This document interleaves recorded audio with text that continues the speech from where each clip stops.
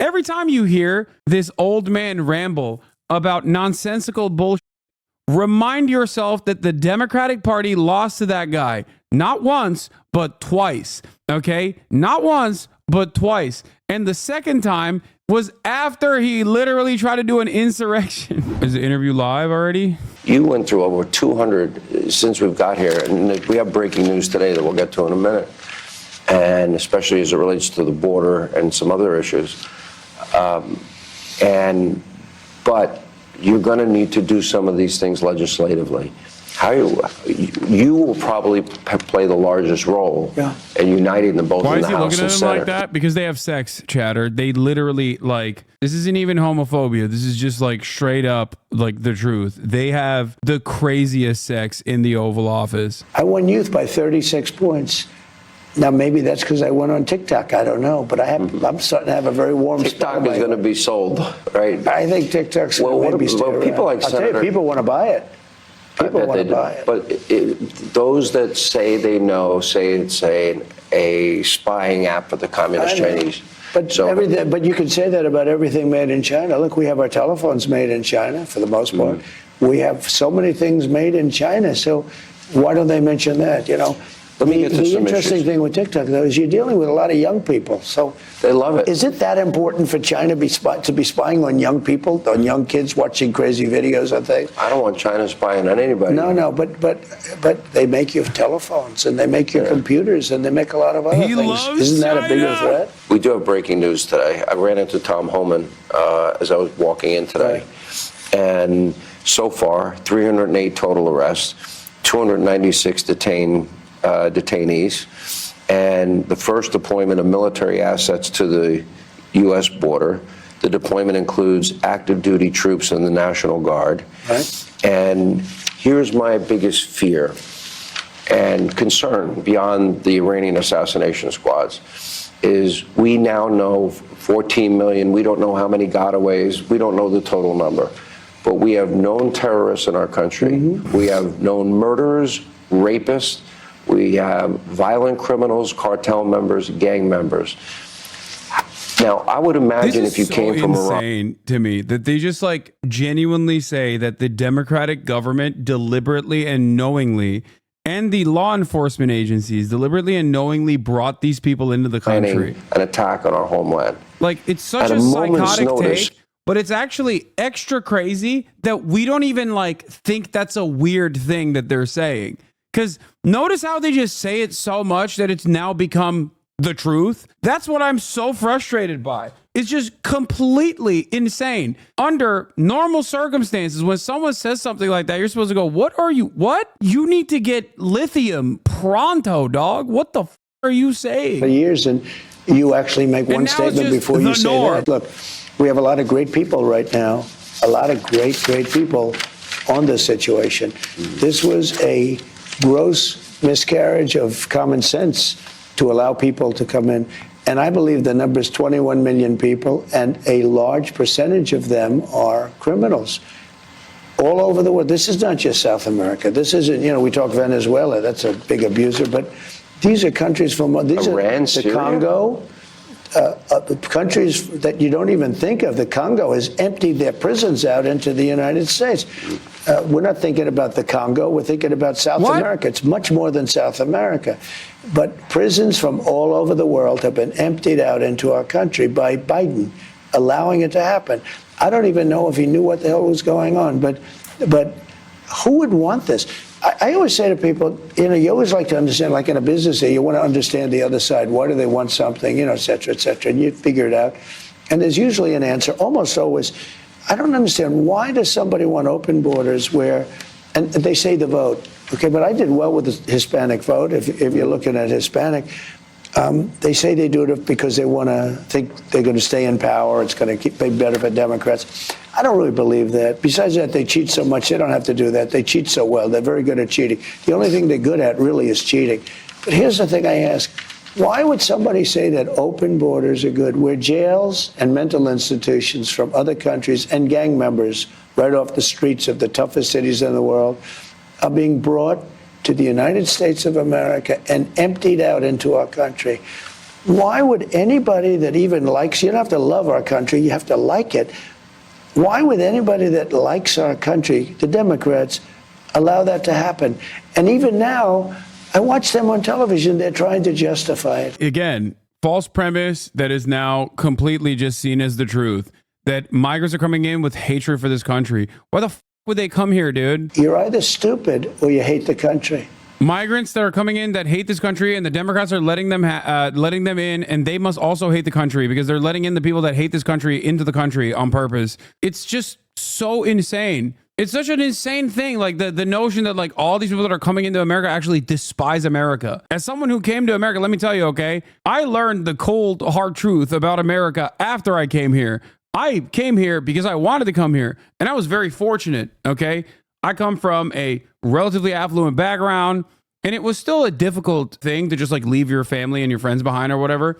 But like these people are leaving so much else behind, and they're not coming in here with like a warm reception. Like I came here for college. I promise you those people don't hate America, okay? And neither did I when I first came here. I wanted to live here really bad, and I still want to live here as a matter of fact. But the reality of the matter is I definitely learned all of the problems that modern American society had fairly quickly, as a matter of fact. And also, that is precisely the reason why undocumented migrants, for that, and also because they want to avoid any sort of legal scrutiny whatsoever, are not responsible for a greater share of the crimes per capita than natural-born U.S. citizens. You understand? That's the point. It just sucks that you could just like repeat something that's a falsehood over and over again, and as long as there's no like active counter messaging against it, people will just believe it, and it becomes the truth, even if it's just completely untrue. And no matter how much evidence is presented against it by the likes of someone like myself or maybe some other places, like it just doesn't matter. People are like, nah, I'm invested in the narrative, and the narrative has become the truth for me. It truly sucks. Wasn't that Hitler's strategy? I mean, a lot of politicians do this. It's not just Adolf Hitler. Adolf Hitler did not invent the concept of lying as a political figure. But yes, specifically as it pertains to lying about certain minority groups being responsible for crimes and all of the evils of society, yes, that is very Hitlerian. I call it the unselect. You know, they say the select. But they didn't win. No.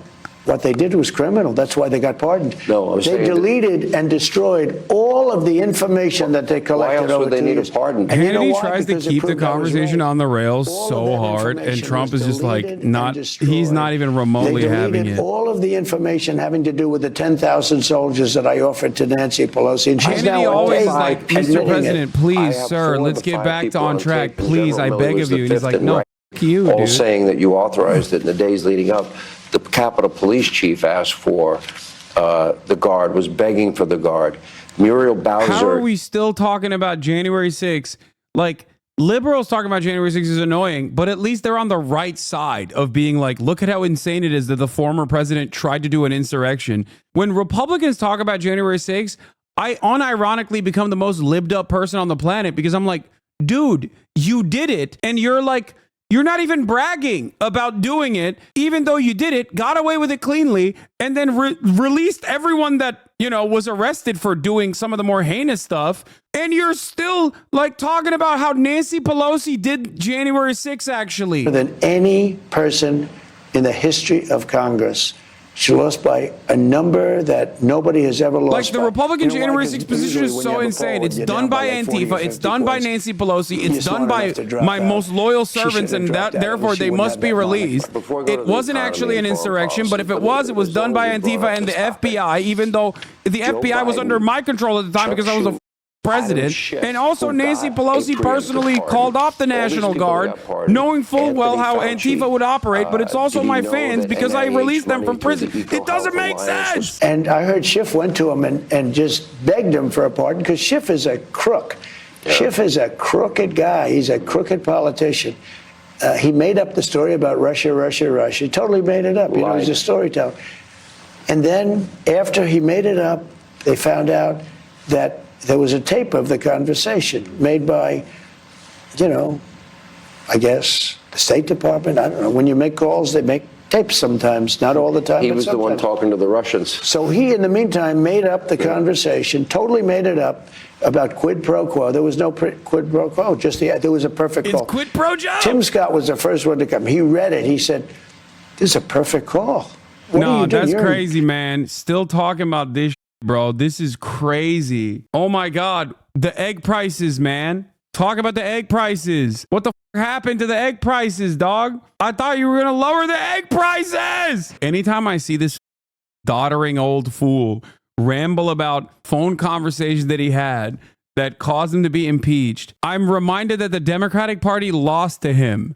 And I can never forgive them for this. Like, the Democrats lost to that, okay? Just remind yourself, every time you hear this old man ramble about nonsensical bullshit, remind yourself that the Democratic Party lost to that guy. Not once, but twice, okay? Not once, but twice. And the second time was after he literally tried to do an insurrection. Oh my God.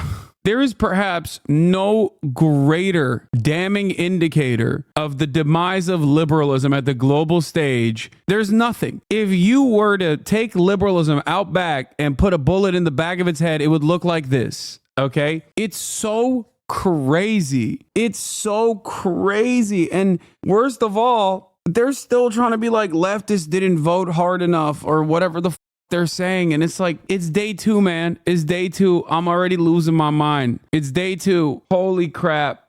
It's so bad. It's just so bad. This was a political hoax. And you know what? Those people, and I'm not saying in every single case, but there was a lot of patriotism with those people. A lot of patriotism. You know, they did a recording, and you know, they asked me if I'd do the voiceover, and I did. Yeah. Do you know it was the #1 selling, whatever you call it nowadays, album, whatever, song, CD, whatever you call it. You don't know, it changes every year, right? But it was the #1 selling song, #1 on Billboard, #1 on everything for so long. People get it. They wanted to see those people. American people were aware. You told them what you would do. Joe Biden. He's talking about the January 6th choir, chat. Yes, it's that stupid. Yes, this is the president of the United States of America. Yes, the Democratic Party lost to this man, not once, but twice.